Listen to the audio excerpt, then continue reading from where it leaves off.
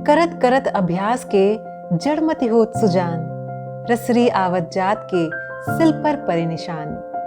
कहने का मतलब ये है कि बार बार अभ्यास करने से, बार बार प्रैक्टिस करने से एक मंद बुद्धि वाला व्यक्ति भी किसी न किसी कार्य को करने के योग्य हो जाता है। बार बार प्रैक्टिस करने से एक ऐसा काम जिसको करने में हमें ऐसा लगता है कि हम जिंदगी में कर नहीं पाएंगे, हमारे लिए बहुत मुश्किल है, अरे ये तो मैं कर ही नहीं सकता, मैं ये कर नहीं सकती, लेकिन कांस्टेंट प्रैक्टिस करने से, अभ्यास करने से कुछ समय के बाद में हमें वही काम बहुत आसान लगने लगता है।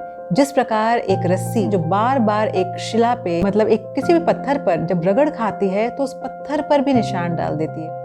सुनाते एक बहुत ही प्यारी सी कहानी। ये कहानी एक बच्चे की कहानी है जो कि गुरुकुल में पढ़ता था। वो बच्चा बहुत ही मंदबुद्धि का था, उसे पढ़ाई समझ में नहीं आती थी। हमेशा हर साल वो अपनी क्लास में फेल हो जाता था। इस वजह से उसकी क्लास में जितने बच्चे थे वो उसका मजाक उड़ाते थे, और मजाक उड़ाने के साथ साथ में वो उसको वरदराज कह के बुलाते थे। वरदराज का मतलब होता है बैलों का राजा। ऐसे ही धीरे धीरे 10 साल निकल गए, लेकिन उस बच्चे में कोई बदलाव नहीं आया। तो आखिरकार जो गुरुजी थे उन्होंने उस बच्चे को एक दिन बुलाया और उससे कहा कि देखो बेटा, बहुत कोशिश करने के बावजूद भी तुम पढ़ाई नहीं सीख पा रहे हो, तो मुझे ऐसा लगता है कि तुम अपने समय को नष्ट कर रहे हो। तो तुम एक किसी ऐसे कार्य में अपना ध्यान लगाओ जहाँ तुम अच्छा कर पाओ। ये पढ़ाई शायद तुम्हारे बस की बात नहीं है। मेरा आशीर्वाद हमेशा तुम्हारे साथ रहेगा। अपनी ज़िंदगी में कुछ ऐसा काम करने की कोशिश करो जहाँ पर तुम कुछ अच्छा कर सको।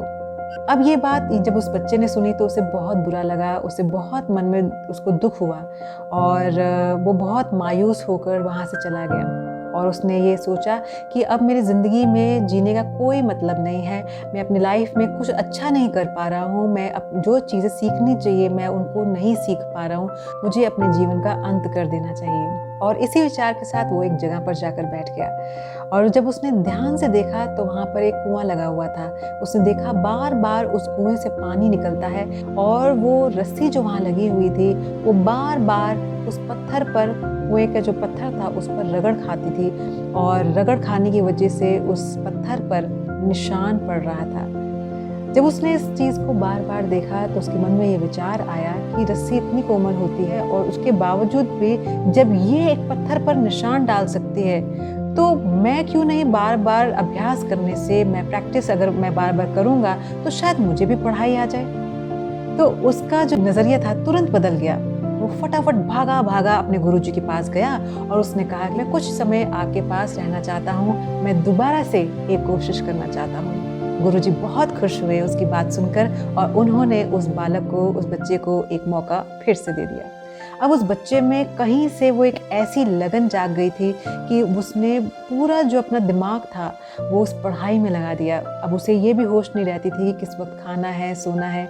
उसे बस एक लगन इतनी ज़बरदस्त लग गई थी, उसको था कि बस मुझे पढ़ाई सीखनी है। और लगातार प्रयास करने से, बार बार प्रयास करने से उसने आखिरकार बहुत अच्छे से पढ़ाई कर ली, और बड़े होकर यही बालक संस्कृत के बहुत बड़े विद्वान बने। वे संस्कृत व्याकरण को बहुत अच्छे से जानते थे और उन्हें पता था ये थोड़ी कठिन है, तो उन्होंने लघु सिद्धांत कौमुदी की रचना की। तो फ्रेंड्स, कहने का मतलब ये है कि जब हम किसी चीज़ में कांस्टेंट प्रैक्टिस करते हैं, रेगुलर उस चीज़ को करते रहते हैं मगर उसको छोड़ते नहीं हैं, तो किसी न किसी स्टेज पर आकर हमें उसमें सक्सेस मिल ही जाती है।